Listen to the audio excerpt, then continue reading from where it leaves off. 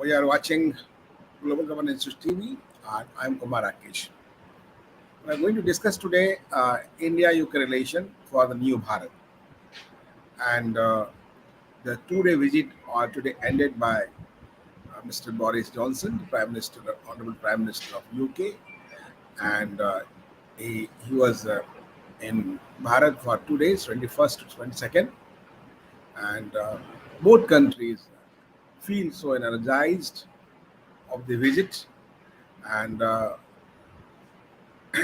Bharat and UK signed many MOUs for the bilateral growth of the two countries.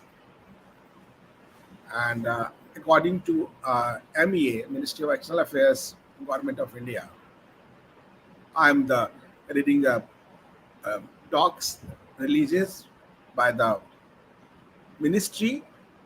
So uh, this is the first visit of the Prime Minister of UK when he just took sworn in 2019. So Prime Minister Johnson was accorded a ceremonial welcome at the Rashtrapati Bhavan on 22nd April 2022, where he was received by our Prime Minister Narendra Modi. PM Johnson later visited Rajghat or Leh and paid tribute to Mahatma Gandhi. Already he was on 21st in Sabarmati Ashram, where Mahatma Gandhi already lived there and in the last days. Prime Minister Modi had a bilateral consultation with the visiting Prime Minister at Hyderabad House and also hosted a banquet on his honor. Earlier, External Affairs Minister Dr. S. Jaishankar called on the UK Prime Minister.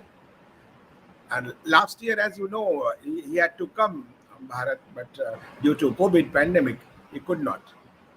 So, Prime Minister Modi held bilateral consultation in the bilateral talks. Two Prime Ministers appreciated the progress made on the roadmap 2030, launched at the virtual summit in May 2021, and reiterated the commitment to pursue a more robust and action-oriented cooperation across the full spectrum of the bilateral relations. They appreciated the progress in ongoing FTA negotiations and implementation of the enhanced trade partnership and agreed to conclude a comprehensive and balanced trade deal by the end 2022, October 22. The FTA would pave the way for the doubling of bilateral trade by 2030.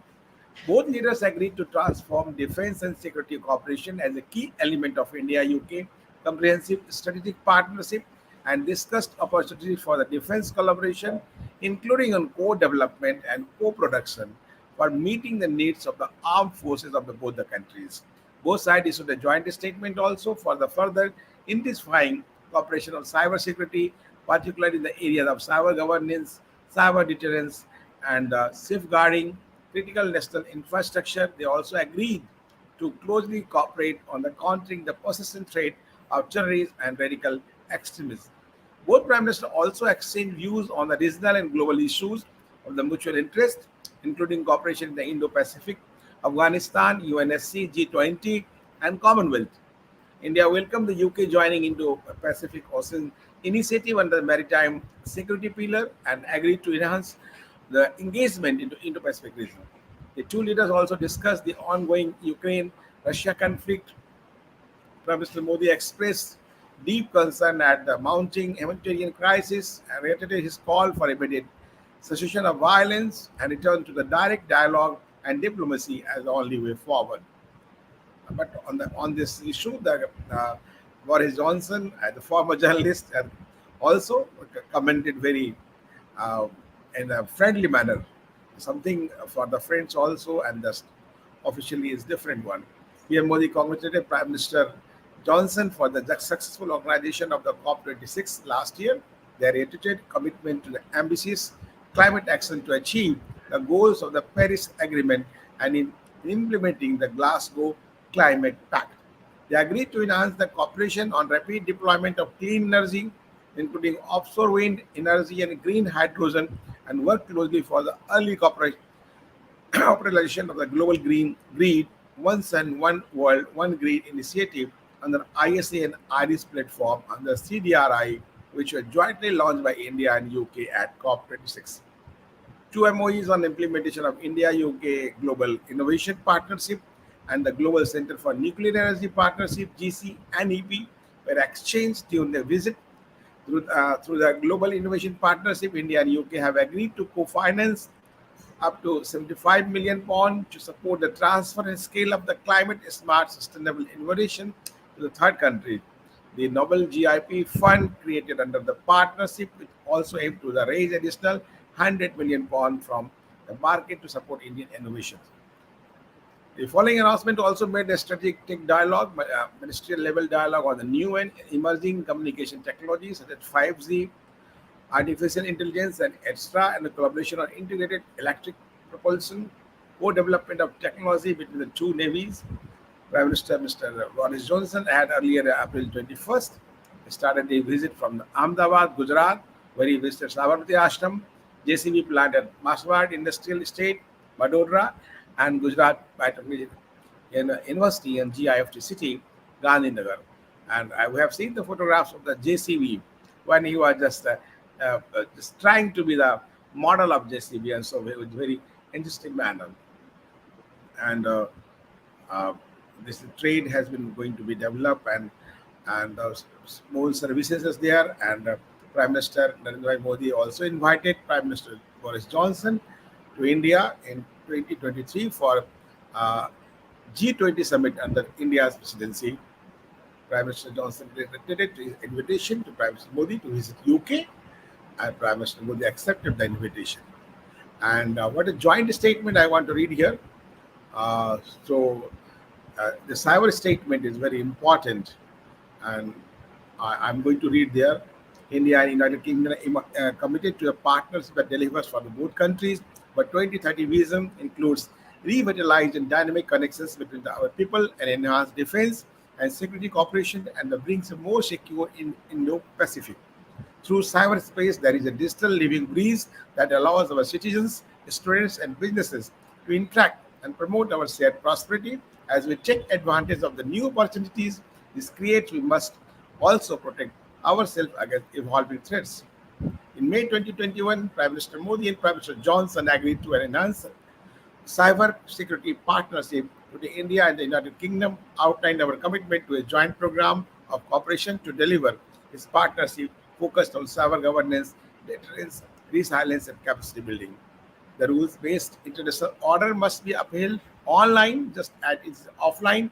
India and United Kingdom are concerned by the increased willingness of states and their proxies to undertake malicious cyber activities contrary to identified norms of responsible state behaviors in cyberspace. Will deepen the coordination in the mitigation strategies against advanced persistent threats as well as the cooperation on tackling cybercrime. India and the United Kingdom recognize the vital role of voluntary and non-binding norms of responsible state behavior in reducing risk of the international peace, security, and stability, as reformed by the 2021 report of the United Nations Sixth Group of Government Experts, advancing responsible state behavior in cyberspace in the context of international security. An open-ended working group in development in the field of information telecommunication in the context of international security. And we draw attention to the norms prohibiting the use of the cyber tools to intentionally damage or impair critical infrastructure, and the obligation of states to respond to appropriate requests to mitigate malicious ICT activity aimed at the critical infrastructure of another state emanating from territory. Alongside this, will work. This is joint statement for both countries. So we will work to elaborate under the UN framework a comprehensive international convention on countering use by the criminals of ICT to increase international cooperation on preventing, deterring, mitigating, investigating, and prosecuting cyber crimes, ensuring speedy justice for the victim of cybercrime, and taking into account the need of appropriate safeguards, including data protection. India and United Kingdom are working on the close cooperation under the International Counter Ransomware Initiative. India and United Kingdom will work a partnership to increase our mutual cyber resilience, taking a holistic and whole of society approach. We'll complete joint work to identify, share the vulnerabilities, and promote effective private partnership with a view to ensuring decision on systems design and deployment take into account public safety protection and increasing the awareness and ability of the public and infrastructure owners to increase resilience against malicious cybersecurity activity. We'll continue to work closely with industry and through international standard organization to ensure Internet of Things connectable devices are secure by design. Will support efforts to increase availability and diversity of cyber skills in the workforce and promote people-to-people and educational links to enhance awareness in the domain of cyberspace. We recognize the government cannot meet the challenges of the digital age alone, and the private sector plays an important role as the developers and implementers of new technology and the relation to the data management. We will work in collaboration with the industry to deliver shared responsibilities to improve online safety and protect user online. Working together with multi-stakeholders, we'll continue to collaborate closely with digital service providers, social media, and telecommunication companies, interesting cooperation to embed safety in the services they offer while ensuring the protection of user privacy and their cooperation with the relevant government entities, especially with the onset of 5G and 6G technology. And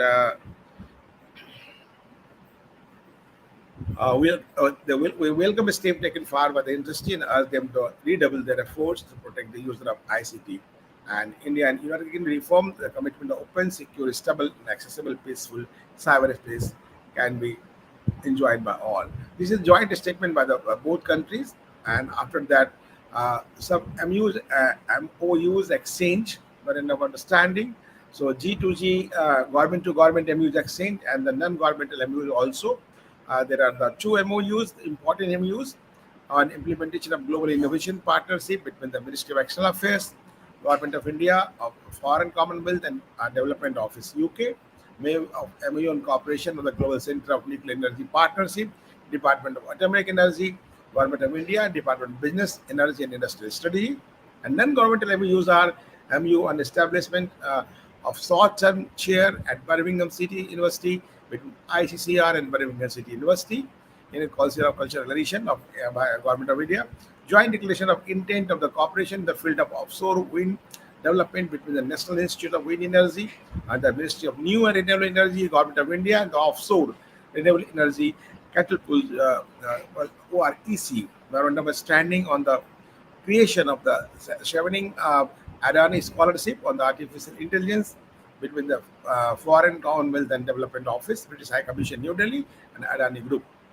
MOU on the satellite launch program between New Space India Limited and OnWeb.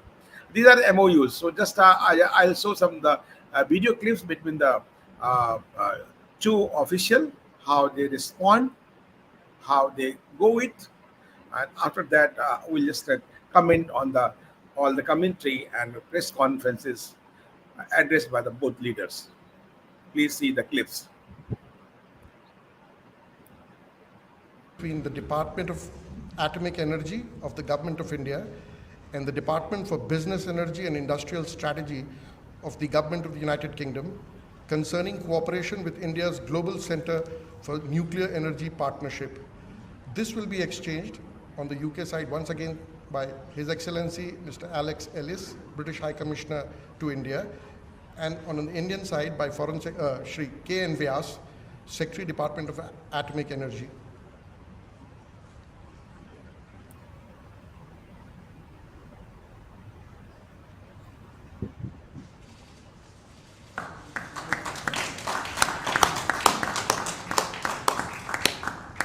Excellencies, this concludes the exchange of agreements ceremony. I now request the spokesperson of the External Affairs Ministry to conduct the proceedings. Good afternoon, distinguished Prime Ministers, members of both delegations, friends from the media. We will now begin with the press statements. May I now request Shri Narendra Modi, Prime Minister of India, sir, to make his press statement. Your Excellency, Prime Minister Boris Johnson, distinguished delegates, media के हमारे साथी, नमस्कार। सबसे पहले मैं प्रधानमंत्री Boris Johnson और उनके डेलीगेशन का भारत में हार्दिक स्वागत करता हूं। प्रधानमंत्री के रूप में भले ही यह उनकी पहली भारत यात्रा है, लेकिन एक पुराने मित्र के रूप में वे भारत को बहुत अच्छे से जानते हैं, समझते हैं।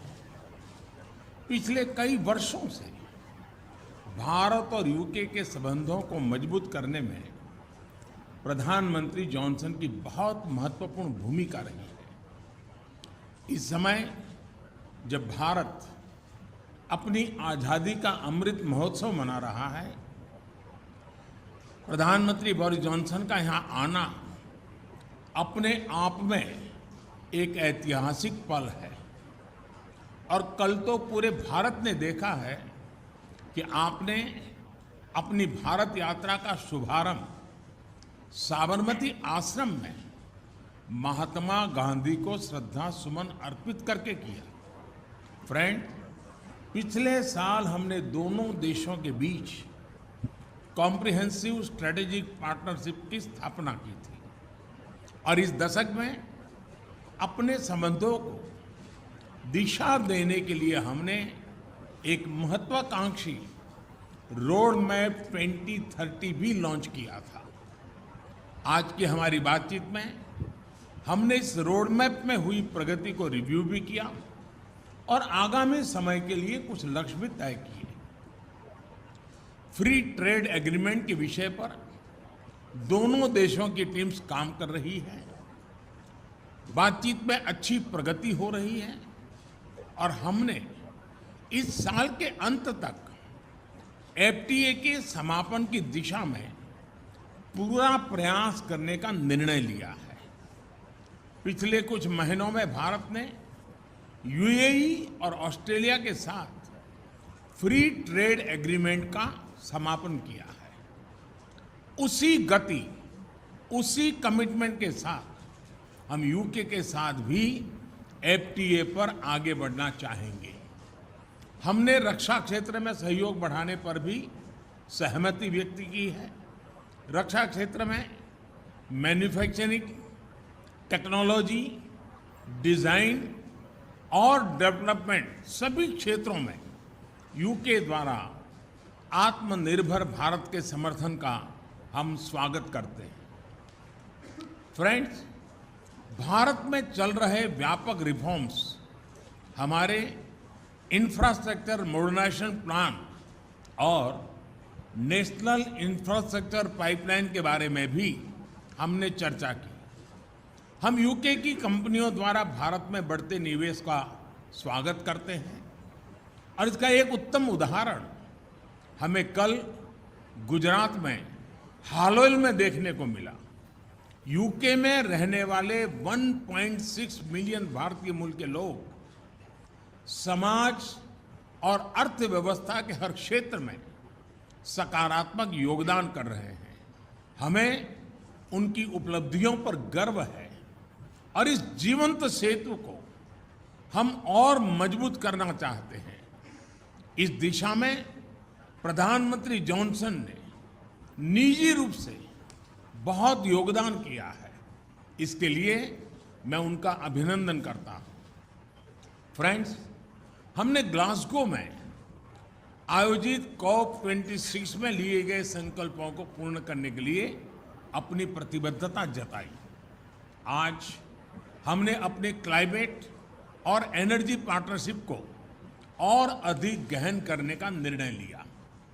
हम यूके को भारत के नेशनल हाइड्रोजन मिशन में शामिल होने के लिए आमंत्रित करते हैं और हमारे बीच स्ट्रेटेजिक टेक डायलॉग की स्थापना का मैं हृदय से स्वागत करता हूं। फ्रेंड्स, आज हमारे बीच ग्लोबल इनोवेशन पार्टनरशिप के इम्प्लीमेंटेशन अरेंजमेंट्स का समापन एक बहुत महत्वपूर्ण पहल साबित होगी।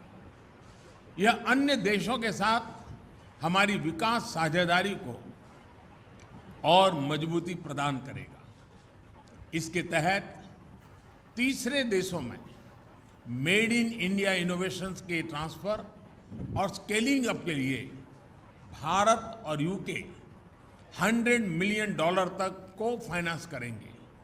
इनसे सस्टेनेबल डेवलपमेंट गोल्स की प्राप्ति में और क्लाइमेट चेंज से निपटने के प्रयासों में भी मदद मिलेगी। ये हमारे स्टार्टअप्स और एमएसएमई सेक्टर के नए मार्केट्स तलाशने और अपने इनोवेशंस को ग्लोबल करने में बहुत उपयोगी सिद्ध होगा।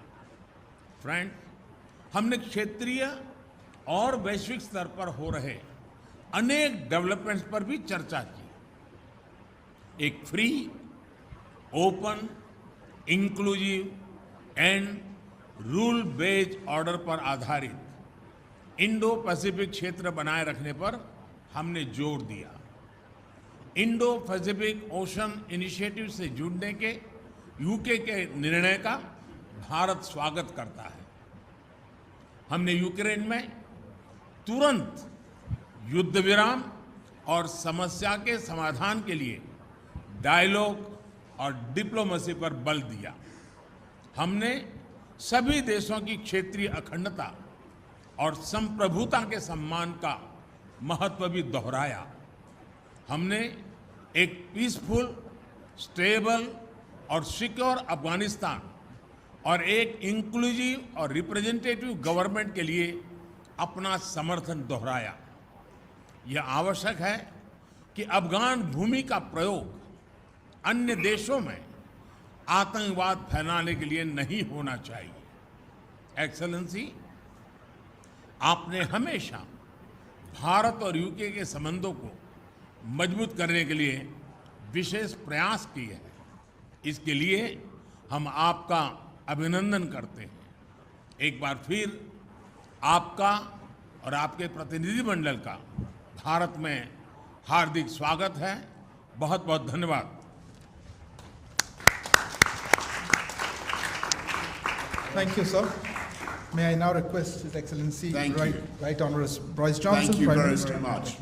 Thank you all.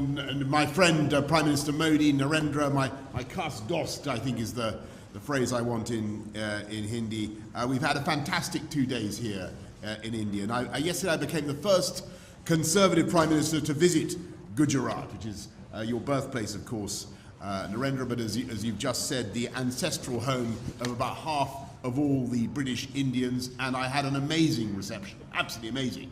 I felt a bit like Sachin Tendulkar, and my face was about as ubiquitous everywhere as Amitabh Bachchan.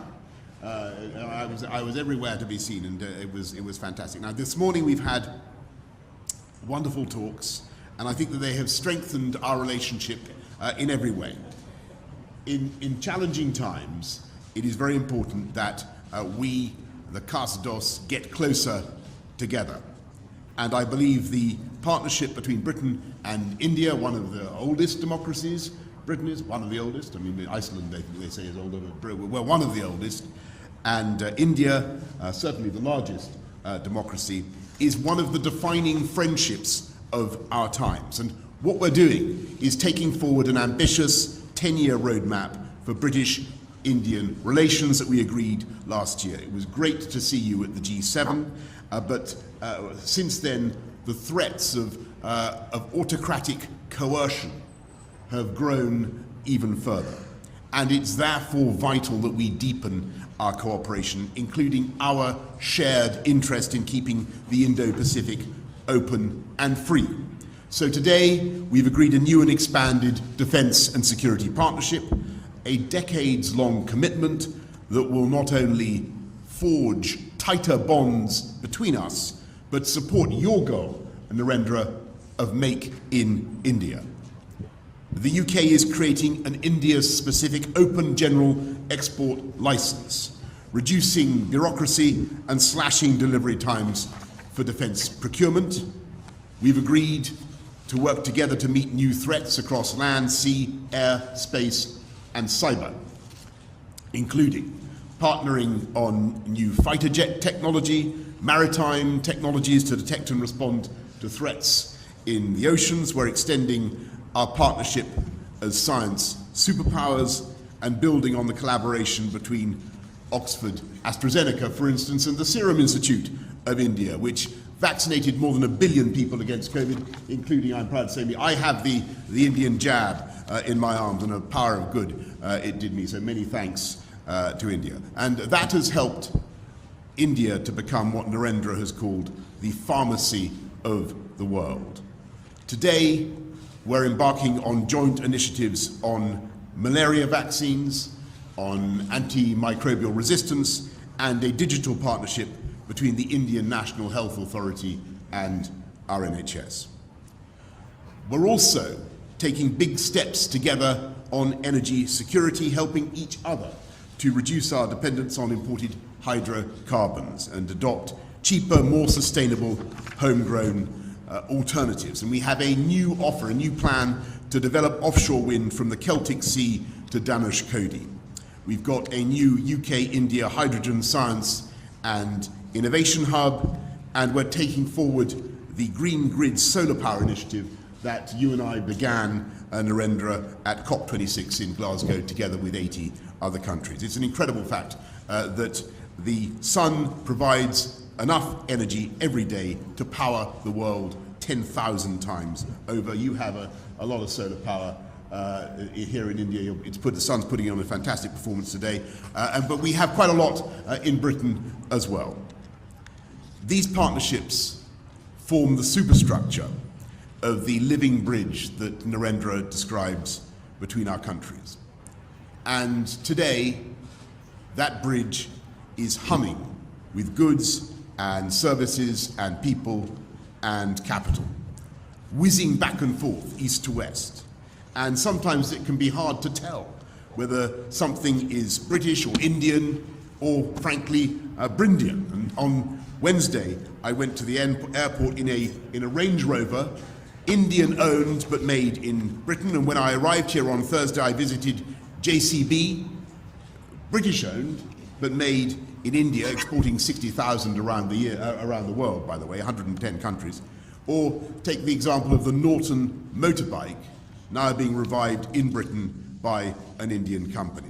And I'm very pleased that this visit has not only deepened our economic partnership, we've agreed new deals worth £1 billion and created more than 11,000 jobs across the UK in everything from electric buses to the robotic surgery of Smith & Nephew, which I saw yesterday, as well as in artificial intelligence, where India's strengths are remarkable.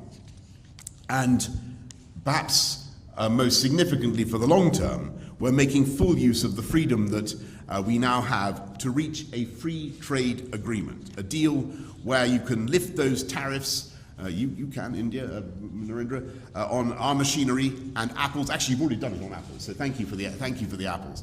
And in turn, we can lift the tariffs on your rice and textiles.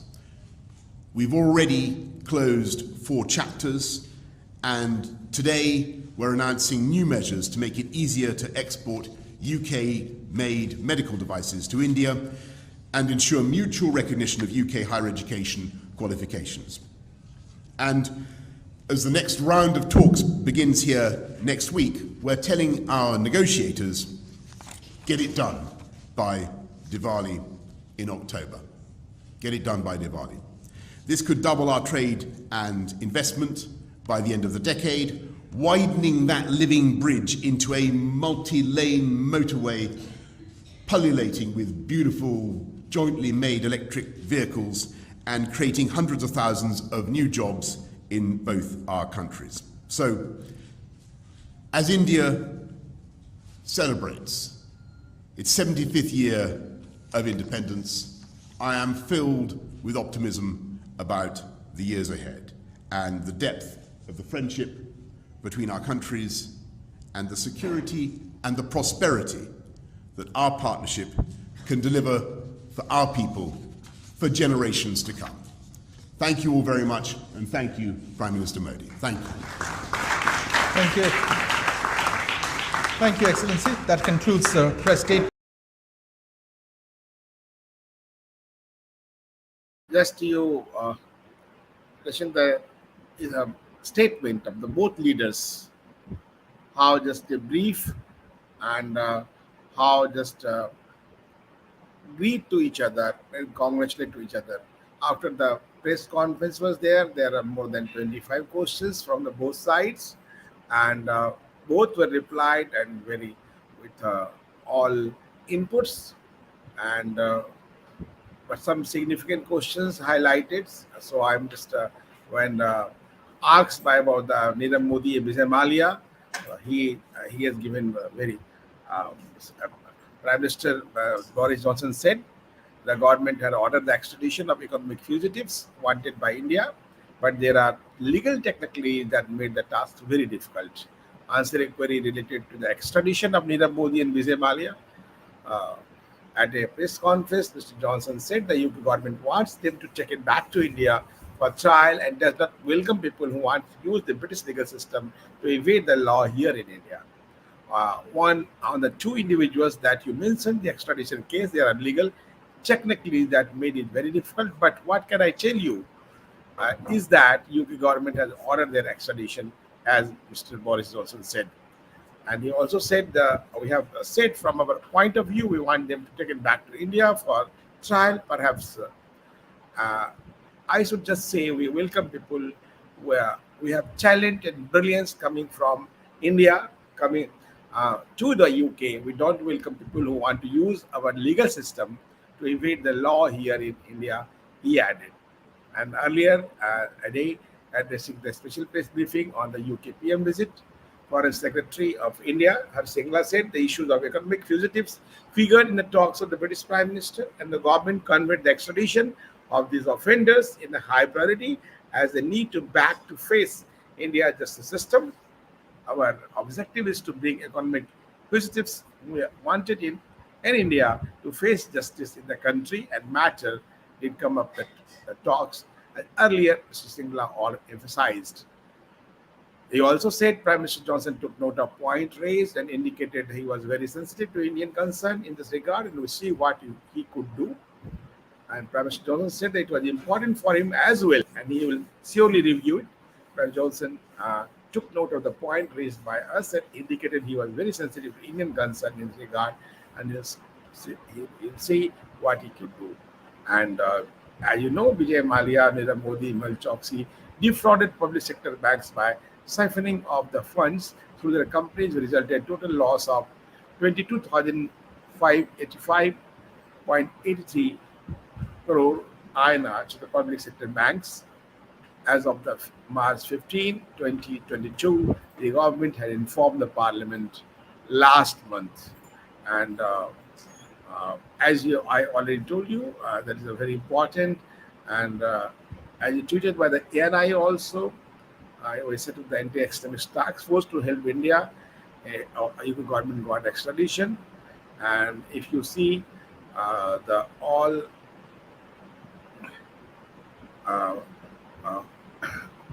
on this issue, this is very hot topics today in the press conference of Mr. Boris Johnson, and after that signed the agreement for the promote the trade business. They also Boris Johnson welcome and indicated for the easy visa for the skilled person, engineers, doctors who are skilled their trade. UK needs, and it will go up. And as you know, the import and export, the import from UK has the down, but export has gone up. It will be balanced also, and many things exported by India, the ready-made clothes, medicine, pharma product, refined oil, textile, fabric. India export to UK, and top 3 export services and business services, professional and management consultancy, with the travel also given to the UK, and UK imports. India import from UK stones, metals, machineries, mechanical appliances, and this is about 36% of the total import. And electrical machineries and equipment also India import, and iron and steel is 4.8%, and ship, boat, and floating structures about 4.5%. And it's also to be added, India also imports wine and other beverages. So this very successful visit for the both country that was pending last year due to Corona. Mr. Boris Johnson did not come. He's very India friendly. Always he is a hero in the Indian in UK. He visited the Akshardham temple also with his wife and all the friends and followers, and perform puja rituals also Akshardham temple during the election. And I had privilege to just cover his election 2019 when he was elected prime minister. So we hope for the best for the two countries, for the strong bilateral relation, Indo-UK relation, and long live bilateral relation of India and UK. Thank you for this. Just you have listened this analysis, news analysis, and just press briefing and the joint statement and all papers for Indo-UK strong partnership in future. Jai Hind, Jai Bharat.